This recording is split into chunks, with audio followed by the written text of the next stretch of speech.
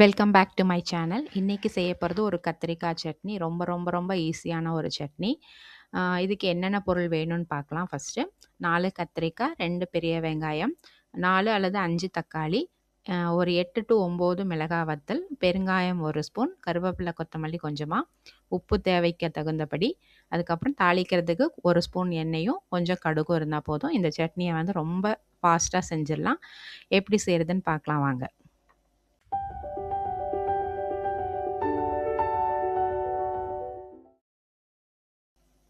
இப்போ ஒரு குக்கரில் கட் பண்ணி வச்சுருக்கிற வெங்காயம், தக்காளி போட்டுக்கலாம். ரொம்ப சின்ன பீஸாக கட் பண்ண வேண்டியதில் கொஞ்சம் பெரிய பீஸாகவே போட்டுடலாம். நெக்ஸ்ட் வந்து மிளகாய் வத்தல் போட்டுக்கணும். மிளகாய் வத்தல் போட்டுட்டு இது கூடவே வந்து கருவேப்பிலை கொத்தமல்லியும் சேர்த்துக்கணும். இது எல்லாமே நம்ம வேக தான் வைக்க போகிறோம். அதனால் கொஞ்சம் பெரிய பீஸாக இருந்தாலும் பரவாயில்ல. இது கூட நம்ம கட் பண்ணி வச்சுருக்கிற அந்த கத்திரிக்காயை தண்ணியில் போட்டு வச்சுருக்கணும். அதை வந்து இதில் சேர்த்துக்கலாம்.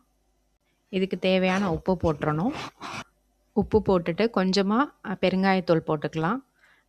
இப்போ இது கூட கொஞ்சம் தண்ணி ஊற்றி, ரொம்ப தண்ணி ஊற்ற வேண்டாம், கொஞ்சமாக தண்ணி ஊற்றிட்டு ஒரு 1/2 டம்ளர் தண்ணி ஊற்றிட்டு அந்த காய் வேகிறதுக்கு தகுந்து அதை வந்து வேக வச்சுக்கணும். இப்போ வந்து குக்கரை மூடி போட்டு நம்ம இதை வேக வச்சிடலாம்.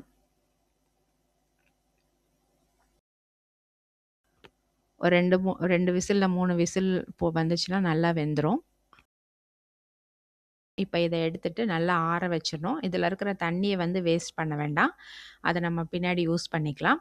இப்போ வந்து இந்த அந்த ஆறின அந்த கத்திரிக்காய் அதெல்லாம் வந்து மிக்ஸி ஜாரில் போட்டுட்டு ரொம்ப நைஸாக அரைக்காமல் கொஞ்சமாக இது குறைன்னு அரைச்சாலும் நல்லாயிருக்கும். சிலருக்கு வந்து நைஸாக பிடிக்கும். அந்த மாதிரி எப்படி வேணுமோ அதை அரைச்சிட்டு அந்த தண்ணியை வந்து இதோடையே நம்ம சேர்த்துடலாம். இப்போது நெக்ஸ்ட் வந்து இதுக்கு ஒரு தாளிப்பு வந்து கொடுத்துடலாம்.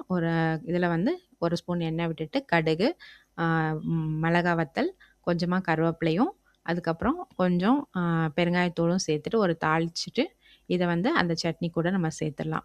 இந்த சட்னி வந்து ரொம்ப ரொம்ப ஈஸியாக கொஞ்ச நேரத்தில் செஞ்சிடலாம். ரொம்ப கம்மியான ஆயிலில் வந்து இது செய்கிறனால ஹெல்த்தும் கூட. இது வந்து இந்த சட்னி இட்லி, தோசைக்கு, வெண்பொங்கலுக்கு வந்து சூப்பராக இருக்கும். இந்த ரெசிபியை வந்து உங்கள் வீட்டில் செஞ்சு பார்த்துட்டு எப்படி இருந்துச்சு அப்படிங்கிறத கீழே கமெண்ட் பண்ணுங்கள். இந்த வீடியோ பிடிச்சிருந்தா லைக் பண்ணுங்கள். நெக்ஸ்ட் அப்டேட்டுக்கு நம்ம சேனலை சப்ஸ்கிரைப் பண்ணிக்கோங்க.